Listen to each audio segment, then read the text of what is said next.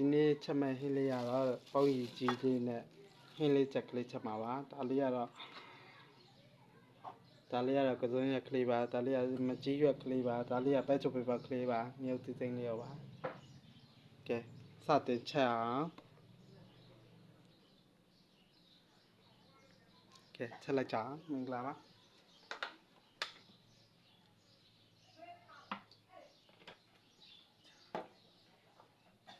ချက်သွန်နီလေးကိုစီတက်ပါမယ်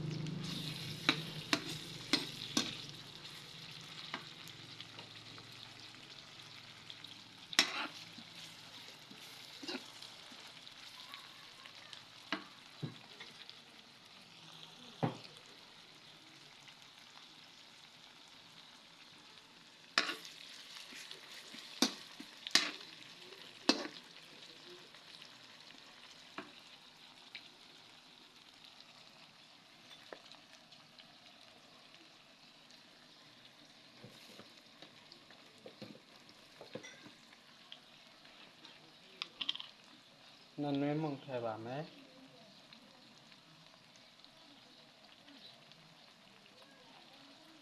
နွေးမုံလေးထည့်ပါမယ်စီကိုကျွတ်နေအောင်တက်လို့မရပါဘူးသူကစီ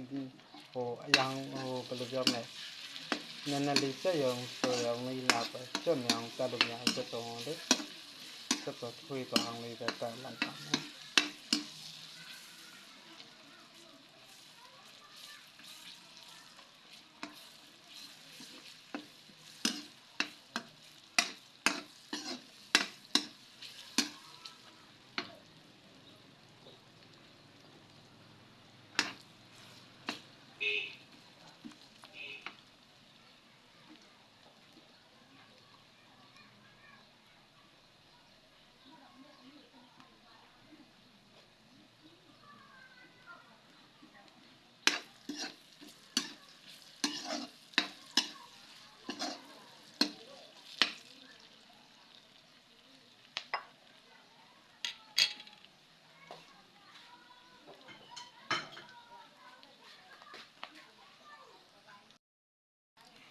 ချက်သွန်လေးရာဒီလိုလေးနည်းနည်းလေးအယောင်လေး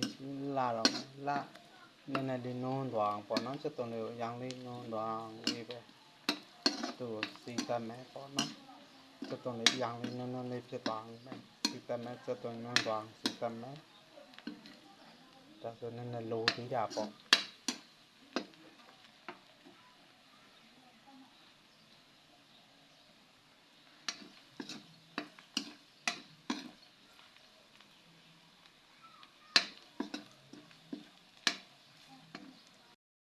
မှာဟင်းလေးချက်ဆိုတော့လေဟင်းလေးချက်ကလေးကိုဒီလိုလေးချက်သွန်လေးနည်းနည်းလေးနုံးသွားပြီဆိုလို့ရှိရင်ထည့်လို့ရပါပြီ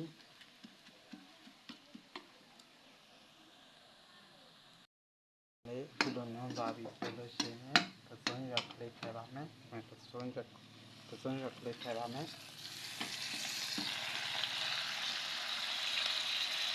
စုံရွက်ကလေးထည့်ပါမယ်ကစုံရွက်ကလေးထည့်ပါမယ်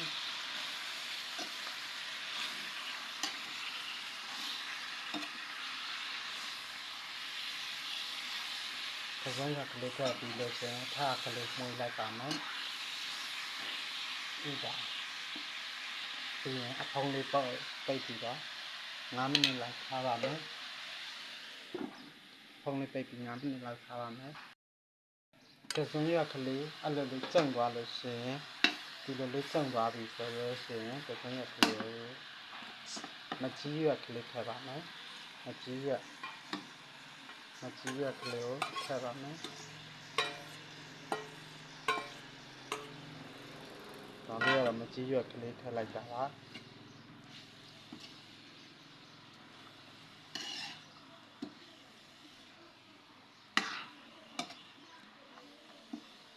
မကြီးရွက်ထည့်ပြီးရင်ခဏလေးဖုံးလေးအုပ်ထားပါမယ်ခဏလေးပဲအုပ်ပါမယ်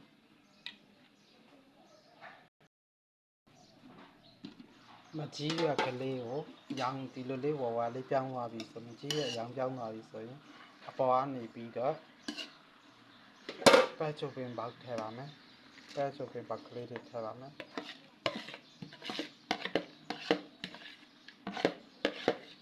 ပဲချိုပင်ပေါက်ကိုအကုန်ထည့်လိုက်ပါပဲချိုပင်ပေါက်ကလေးထည့်ပြီးရင်ဒီလေး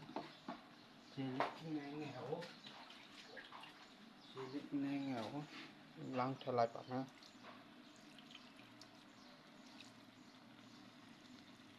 ရပါပြီပြီးလို့ရှိရင်ဖုံးလေးပြန်အောင်ပါမယ်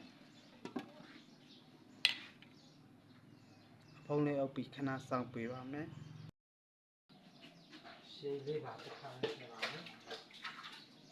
ခဏနေပြီးတော့ရှည်လေးပါတစ်ခါလေးထည့်လိုက်ပါမယ်ရှည်လေးထည့်ပြီးတော့အဲ့ဒီလေးပွအောင်ပြုတ်သွားပါမယ်အဲ့ဒီလေးရှည်လေးပွအောင်ပေါ့နော်ဒီထက်ရေးလေးပွအောင်ချက်လိုက်ပါမယ်ဒီထက်ရေးလေးပွတ်သွားချက်ပါမယ်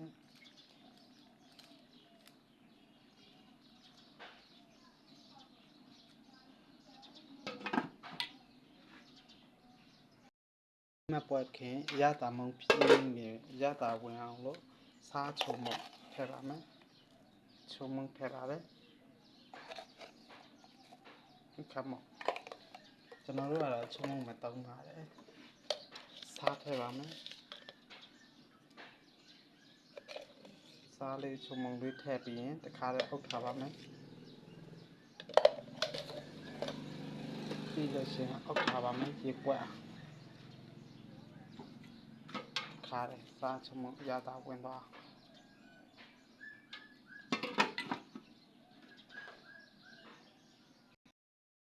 အခုလိုပွက်စာလေးပြုတ်လာပြီဆိုလို့ရှိရင်ရေလေးပွက်စာပြုတ်လာပြီဆိုလို့ရှိရင်အခုငါထားခဲ့တဲ့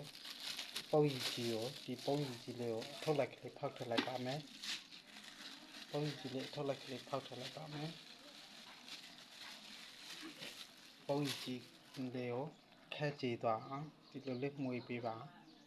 ဒီလိုလေးမှွေပေးပါပုံရိပ်ကြီးခဲလေးကြည့်သွားမှွေပါမယ်ပုံရိပ်ကြီးလေးခဲကြည့်သွားမှွေပေးပါမယ်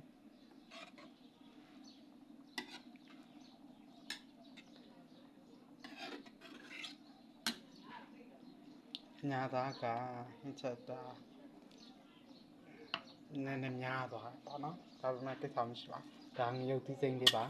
ငရုတ်သီးစိမ့်ကြိုက်ထားလေးကိုတစ်ခါတည်းထည့်လိုက်ပါရမယ်ငရုတ်သီးစိမ့်ကြိုက်ထားလေးကိုထည့်လိုက်ပါရမယ်ဒီလိုလေးတွေကြိုက်ထားလေးတွေဒီထည့်လိုက်ပါမယ်ထပ်ပြီးဒီလိုလေးမှုရမယ်ဟေးလေးနည်းနည်းလေးကြပြီးပြတ်သွားအောင်ထိထားပါမယ်ဟေးလေးကြပြီးပြတ်သွားအောင်ထိထားပါမယ်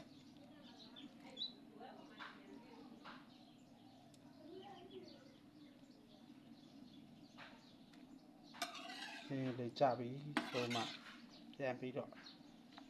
ကြည့်ပါမယ်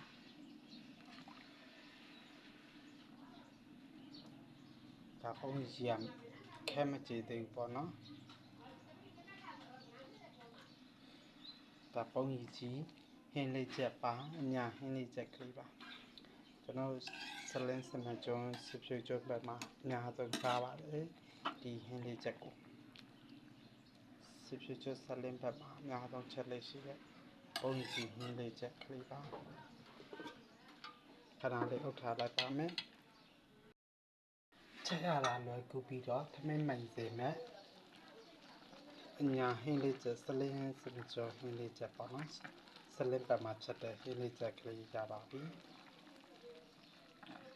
ပုံကြီးဟင်းလေးချက်ကလေးပါသမင်းလည်းမိတ်နဲ့ချက်ရလည်းလွယ်တယ်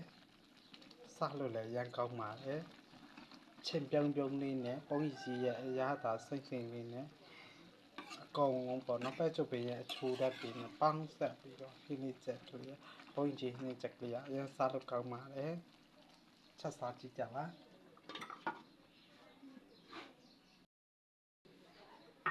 အခုလိုလေးလိုင်းလိုင်းလေးပွက်လာပြီဆိုလို့ရှိရင်ဖုံးလေးလက်ထားလိုက်ပါတော့ရတာလေးမြည်ကြည့်ပါမယ်ရတာလေးမြည်ကြည့်ပါမယ်ဒါတော့အရင်မကြသေးဘူးပေါ့အရင်မကြသေးဘူးပေါ့ဒါလေးကတော့အရင်မကြသေးဘူးအရင်ကြမှာအခုကအရင်နည်းနည်းကျဲနေသေးတယ်ပေါ့နော်ရေလေးကျဲနေပါသေးတယ်စားလို့ကတော့ရတာအစင်းသက်ဖြစ်နေပါပြီရန်ကောင်းနေလေးချက်ရတာပေါ့နော်သူကရုပ်သီးပါတဲ့အတွက်အဆက်ရတာလေးပါမယ်နောက်ပြီးကြတော့ပဲချိုပင်ဘက်ကချိုမယ်ကစုံရွက်ပဲချိုပင်ဘက်ကချိုမယ်ပြီးလို့ရှင်ပေါ့ကြီးရတာလေးကစိမ့်စိမ့်လေးနဲ့ချမကြီးရွက်ရတာလေးကချင်းလေးနဲ့ချင်းနာဟိုလိုကြီးတော့မချင်းတော့ဘူးပေါ့နော်ချင်းဖြုံဖြုံလေးပေါ့ချင်းဖြုံဖြုံရတာလေးနဲ့ရတာစုံစုံလေးနဲ့စားလို့ရမ်းကောင်းတဲ့ဟင်းတစ်ခွက်ဖြစ်ပါတယ်လိုက်လောက်ပြီးချက်စားလို့ရပါတယ်ချက်စားကြည့်ကြပါအိမ်မှာကိုယ်တိုင်နဲ့ချက်စားလို့ရတာလေးကတော့ညီးစမ်းရတာလေးကတော့ပေါ့နော်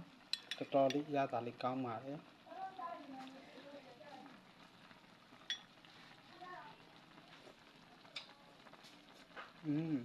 အရန်ကိုစားလို့ကောင်းပါတယ်ရတာလေးကနည်းနည်းလေးရေးကြဖို့ပဲလိုပါတော့တယ်အခုဆိုဟင်းရည်လေးကကျသွားပါပြီရေကျသွားပြီဆိုတော့အကန်လေးတွေကိုထည့်ပါမယ်အကန်လေးတွေကိုထည့်ပြီးတော့စားလို့ရပါပြီခုဟင်းရည်ကျသွားပြီဆိုတော့အကန်လေးတွေကိုထည့်ပြီးတော့စားလို့ရပါပြီခလို့ရပါပြီဟင်းရည်ကို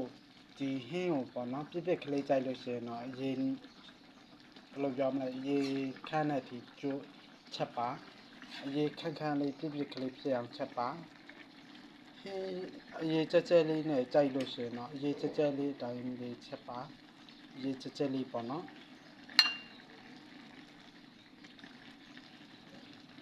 ဟင်းရကိုကြက်ကြိုင်ကြက်ချက်ဟင်းရကိုပြစ်ကြိုင်ပြစ်ချက်နိုင်ပါတယ်မိမိလိုတလို့စားသုံးလို့ရပါတယ်လိုတလို့လည်းချက်လို့ရပါတယ်အဆင်ပြေပါတယ်ရစားလို့ကောင်းတယ်ရတာစုံစုံလေးနဲ့ပါတယ်ဒီဟင်းလေးချက်ကလေးကိုချက်ပြပေးတာဖြစ်ပါတယ်အခုဆိုဒါပုံကြီးဟင်းလေးချက်ကလေးတစ်ခွက်ရပါပြီ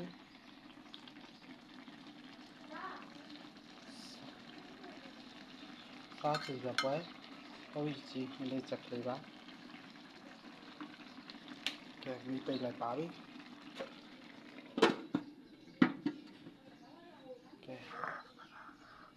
အခုဆိုစားကြည့်ကြပွဲပုံကြီးဟင်းလေးချက်ကလေးရပါပြီဒါလေးကတော့ပုံကြီးဟင်းလေးချက်ပါအားလုံးကျေးဇူးတင်ပါတယ်ချက်စားလို့ရပါတယ်မီလန်းလေးလည်းတင်ပေးလိုက်ပါတယ်အားလုံးကျေးဇူးတင်ပါတယ်တက်လို့ဟင်းလေးရဖြစ်တယ်ပုံကြီးဟင်းလေးချက်ကိုတက်လို့စားသုံးသူတိုင်းစားလို့ရအောင်ချက်ပြပေးတာဖြစ်ပါတယ်အားလုံးကျေးဇူးတင်ပါတယ်ကျွန်တော်ရဲ့ page လေးကိုလည်းsubscribe လေးလုပ်ပေးကြပါဦး subscribe လေးလုပ်ပြီးတော့ like comment share လေးလုပ်သွားပေးကြပါအားလုံးကျေးဇူးတင်ပါတယ် bye bye